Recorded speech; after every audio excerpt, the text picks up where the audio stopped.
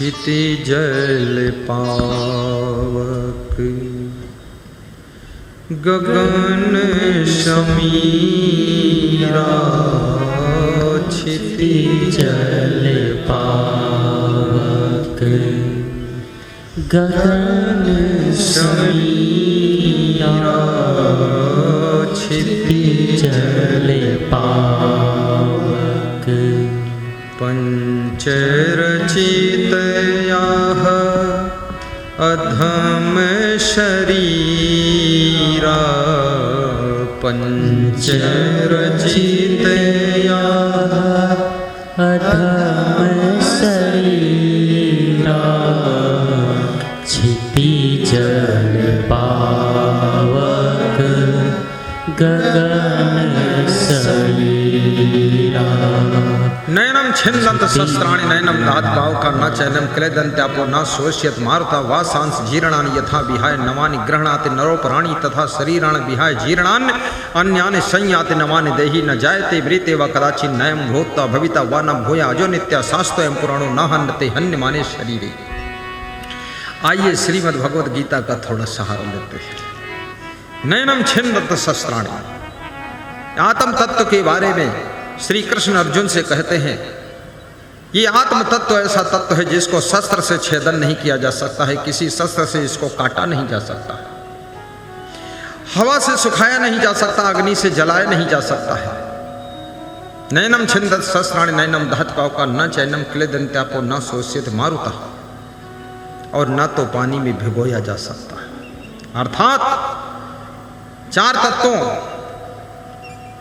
का नाम है यहाँ पर। और ये भी समझ लेना कि शरीर के अंदर आत्मा रहता तो है, लेकिन इसको कोई तत्व प्रभावित नहीं कर सकता है। ये जीव तत्व किसी भी जड़ तत्व से प्रभावित नहीं होता है। और श्री कृष्ण कहते हैं जैसे मनुष्य पुराने वस्त्रों को छोड़ करके नए वस्त्र को धारण करता है, ऐसे आत्मा एक शरीर को छोड़ करके दूसरे नए शरीर को धारण करता है। और ये कभी न मरता है, न मरा है, न मरेगा। शरीर की मृत्यु होती, आत्मा की मृत्यु नहीं होती। न जायते मृते व कदाचित् नयम भूत्वा भविता व न भूया, न ऐसा भूतकाल में हुआ है, न वर्तमान में होता है, न भविष्य में होगा। अजो नित्या शास्त्रयं पुराणो न हन्यते हन्यमाने शरीर, शरीर के नाश होने पर भी इसका नाश नहीं होता है। ये आत्मा अजन्मना है और नित्य है, शाश्वत है और प्राचीन है। ये नया नहीं है और ये हमेशा रहता है। इस आत्मा के तत्व का वर्णन, वही आत्म तत्व आपके शरीर के भीतर विराजमान है, जिसकी वजह से आपका शरीर जीवित है। याद रखना, ये शरीर एक टांग कट जाए फिर भी जीवित रहता है, एक हाथ कट जाए जीवित रहता है, आँख फूट जाए जीवित रहता है, कान कट जाए जीवित रहता है। लेकिन जब जीव तत्व शरीर को त्याग करता है, हाथ भी है, पाँव भी है, कान भी है, आँख भी है, फिर भी ये मर जाता है, ये कुछ नहीं करता है। तो इसके भीतर उस तत्व को पहचानो जिसकी वजह से ये शरीर जीवित रहता है, और उसी का कल्याण करना है। पुनरप जननम पुनरप मरणम की यात्रा बहुत पुरानी यात्रा है। कितनी बार शरीर धारण कर चुके हो, कितनी बार शरीर को छोड़ चुके हो।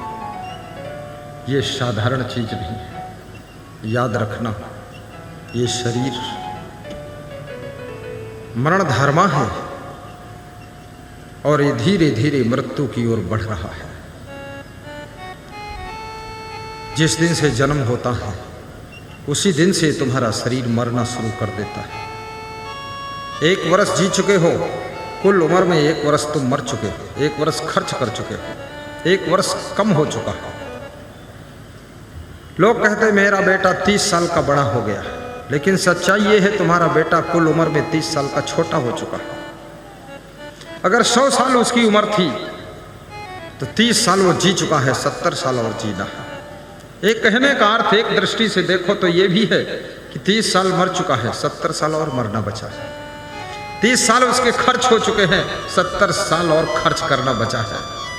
तुम्हें खुशी हो रही है कि हमारा बेटा जवान हो रहा है, बड़ा हो रहा है, लेकिन इस माया के अंधकार में सच्चाई दिखाई नहीं देती है। तुम्हारा बेटा वास्तव में रोज रोज छोटा होता चला जा रहा है, कम होता चला जा रहा है, उसकी उम्र खर्च होती चली जा रही है और बेटे के मरने का समय बहुत कम बचा है। अब वो मौत की ओर बढ़ रहा है। तुम कहते हो जी रहा है, लेकिन हम कहते हो मर रहा है, पर ये अंधकार में दिखाई नहीं दे रहा है।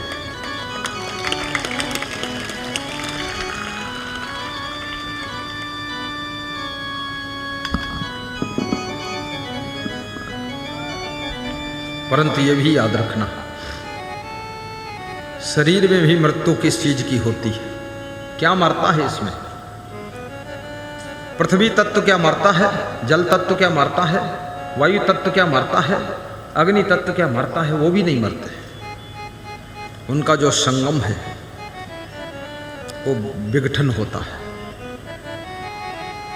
वायु तत्व भी नहीं मर सकता। वैज्ञानिकों ने कहा है कि पृथ्वी के एक छोटे से कण को हम मिटाना चाहें, क्यों ना एटम बम का विस्फोट कर दे, वो कण टुकड़े टुकड़े हो जाएगा, खंड खंड हो जाएगा, लेकिन उसकी अंतिम इकाई को हम मिटा ना सकेंगे। जल को कौन मिटा पाता है? जल को आप गर्म कर दीजिए, भाप बन जाएगा, भाप बनकर बादल बन जाएगा, बादल बनकर फिर ठंडा होकर जल बन जाएगा, उसका रूप बदल जाएगा, लेकिन उसको मिटा नहीं सकते। अग्नि को कौन मिटा सकता है? अभी यहाँ इस पंडाल में कितनी अग्नि भरी हुई है, इस वायुमंडल में कितनी अग्नि भरी है। ये अग्नि भरी ना होती, ये तात तात क्यों लग रहा है, ये गरम गरम क्यों लग रहा है? अग्नि है। और यहाँ कहीं लपटे नहीं दिखाई दे रहे। परंतु याद रखना, अभी माचिस आप जलाइए और कपड़े में लगा दीजिए, किसी महिला की साड़ी में। जब माचिस जलाओगे, लगा मत देना, ये उदाहरण दे रहा हूं, एग्जाम्पल है, लगाना नहीं है। महिलाएं सब सिसक गई कि अरे मेरी साड़ी में क्यों बताया, इन लोगों की पैंट में बताना चाहिए। जब माचिस जलाओगे तो उसकी तीली में छोटी सी लौ निकलेगी, और वो जब साड़ी में छुआओगे, कपड़े में छुआओगे, तो कितनी आग पैदा होगी। ये आग थी नहीं तो आई कहां से? और आई है तो पहले से दिखती क्यों नहीं थी, छिपी कहां थी? ये सब वायुमंडल में अग्नि के परमाणु भरे हुए हैं, और अग्नि अग्नि की ओर आकर्षित होती है, जल जल की ओर आकर्षित होता है। इसलिए जहां पर आग लगती है, आप देखिए सभी तत्व वहां मदद करते हैं। आग लगने पर हवा भी चलने लग जाती है। किसी गांव में आग लग जाए, हवा तेज हो जाएगी। आग लगने पर ब्रह्मांड में फैली हुई अग्नि के कण सब इकट्ठे होते हैं, बेतहासा अग्निकांड हो जाता है। और आंधी भी आ जाती है कभी कभी। आग लगती है जब, बॉन्डर भी आ जाता है, वो आग को उठाकर दूसरे किनारे फेंक देता है, क्योंकि अब अग्नि फैलना चाहती है। गांव के पूरब मोहल्ले में आग लगी है और यहाँ लोग बुझा रहे हैं। अचानक बीच में जलना शुरू हो गया, क्योंकि बाउंडर ने उठाकर आग को वहाँ फेंक दिया। वहाँ बुझाने पहुँचे तो पश्चिम साइड में आग जलने लग गई। तुम दंग रह गए कि अब भागो, बचो, सामान मत बचाओ, खुद को बचाओ। ये अग्निकांड हो गया। हवा के परमाणु भी वायुमंडल में फैले हुए हैं। ये जो आप सांस ले रहे हैं, यही तो ऑक्सीजन है, यही तो हवा है। हाँ, और जब पंखा चलाते हो तो आपको अच्छा लगता है, क्योंकि वायुमंडल में फैली हुई हवा ऑक्सीजन वो तुम्हारे पंखे के द्वारा तुम्हारी तरफ ज़्यादा खींच कर आ जाती है, तो तुम्हें अच्छा लगता है। इसलिए कोई कोई गमछा हिला रहा है, कोई कागज हिला रहा है, कोई पंखा हिला रहा है, कोई अपनी आधी धोती हिला रहा है, और कोई हाथ ही हिला देता ऐसे, क्योंकि अब दम घुट रहा, हवा नहीं मिल नहीं रही है। और मनुष्य का शरीर एयर कोल्ड वाटर कोल्ड दोनों है। इसमें एयर नहीं मिलेगी तो भी ये शरीर नहीं जिएगा, और वाटर नहीं मिलेगा तो भी नहीं जिएगा। इसलिए पानी भी चाहिए। तारा विलाप कर रही है, भगवान राम समझा रहे हैं। क्या समझाते हैं? आइए चौपाई गाता हूँ।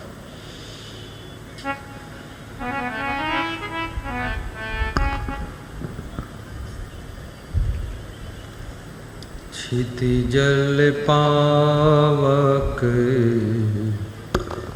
गगन शरीरा, क्षितिजल पावक गगन शरीरा, पंच रचित याः अधम शरीरा, पंच रचित याः अधम शरीरा, क्षितिजल पावक गगन शरीरा, प्रकट सुतन तव आगे सोवा, जीव नीति तुम केहि लगी रोवा, प्रकट सुतन तव आगे सोवा, जीव नीति तुम केहि लगी रोवा। हे तारा, जो तुम्हारे पति का प्रकट शरीर है वो तुम्हारे आगे साक्षात सो रहा है। शरीर मर चुका है, उसको राम कहते हैं, ये सो रहा है। याद रखना, नींद एक छोटी मृत्यु है, मृत्यु एक लंबी नींद है। ऐसा विचारक कहते हैं जब तुम्हारी मृत्यु होती है, ये लंबी नींद में तुम चले गए, अब 9 महीने बाद तुम्हारा जन्म होगा, किसी माँ के गर्भ में तुम जाओगे, फिर से नया शरीर बनेगा और ये आत्मा अपने माँ बाप का भी चुनाव करता है, किसको माँ बनाना है, किसको बाप बनाना है। ये भी तुम्हारे कर्म चक्र का चुनाव है। इसलिए पुण्य कर्म कीजिए, पुनीत कर्म कीजिए, ताकि ये आत्मा कोई महान माँ बाप का चुनाव कर सके, किसी दिव्य आत्मा के घर में जाकर जन्म ले। क्योंकि माँ बाप तो भूमिका है, प्लेटफार्म है, माँ बाप का प्रभाव ही शरीर पर पड़ता है, क्योंकि उनके शरीर के अंश से बालक के शरीर का निर्माण होता है। माँ बाप के स्वभाव का प्रभाव भी बालक और बालिका पर पड़ता है। किस तरह के आपके माँ बाप हैं और कर्म के प्रभाव से ही माँ बाप की प्राप्ति होती है। आपका कर्म माँ बाप का स्वयं चुनाव कर लेता है। कभी ये मत कोसना, अपने माँ बाप को दोष मत देना कि मेरा बाप निखट्टू है, मेरा बाप निष्ठुर है, मेरा बाप मूर्ख है, मेरा बाप बुद्धिमान नहीं है। कोई मतलब नहीं है। तुम्हारे कर्मों ने ही उस बाप का चुनाव किया है, तुम्हारे कर्मों ने ही उस माँ का चुनाव किया है। और कर्म यदि प्रचंड है, कभी कभी दिव्य आत्माएं भी साधारण माँ बाप को चुनाव कर लेती है। इसलिए चुनाव करती है उनकी महिमा को बढ़ाने के लिए, उनके महत्व को बढ़ाने के लिए। कभी बहुत दिव्य आत्मा किसी महान माँ बाप को जब नहीं चुनती है, साधारण को चुनती है, तो साधारण को भी वो महान बना देती है। श्री कृष्ण ने वासुदेव और देवकी को चुन लिया था, लेकिन सम्मान देने की इच्छा थी उस पवित्र आत्मा की। यशोदा और नंद बाबा को भी सम्मान था जो गायें चराते हैं। तो जन्म तो देवकी के द्वारा हुआ, लेकिन पालन पोषण यशोदा, यश यशोदा को मिला। यशोदा उस माँ का नाम है जो यश प्राप्त करती है। देवकी उसका नाम है जो कृष्ण जैसे पुत्र को जन्म देकर हमें आपको भगवान देती है। वही देवकी है जो भगवान दे देती है। और नंद बाबा उस व्यक्ति का नाम है जो सबको आनंद देने वाले कृष्ण कन्हैया का पालन पोषण करते हैं। नंद के घर में आनंद आ जाता है। और याद रखना, कृष्ण जैसा पुत्र आपको प्राप्त हो जाए तो आपको क्या कम आनंद आएगा। राधा जैसी बेटी हो, यशोदा जैसी माँ हो, आहा क्या पूछना है। इसलिए कौशल्या ही राम को जन्म क्यों देती है। जो स्त्री हर कार्य में कुशल होगी, वाणी में कुशल, स्वभाव में कुशल, चरित्र में कुशल, व्यवहार में कुशल, चरित्र में कुशल, हर चीज में कुशल, वही तो कौशल्या है। और जो कौशल्या है उसी के द्वारा तो राम का अवतार होता है। इसलिए याद रखना, कौशल्या भी बनो तो शायद तुम्हारे द्वारा राम आएंगे। और राम और कृष्ण, कबीर और महावीर, ये सब ऐसी दिव्य आत्माएं हैं जो संसार के धर्म की रक्षा के लिए, सनातन धर्म की रक्षा के लिए, भारतीय संस्कृति की रक्षा के लिए, मानव की सुरक्षा के लिए, इंसानियत को बचाने के लिए इनका जन्म होता है। ये कोई साधारण आत्माएं नहीं।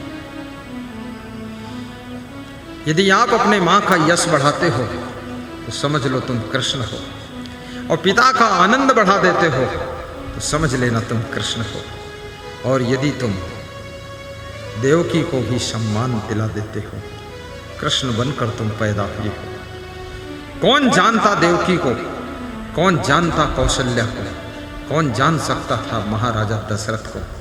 लेकिन राम जैसे पुत्र का जहाँ जन्म हो जाता है वहाँ माता पिता का भी सम्मान बढ़ जाता है।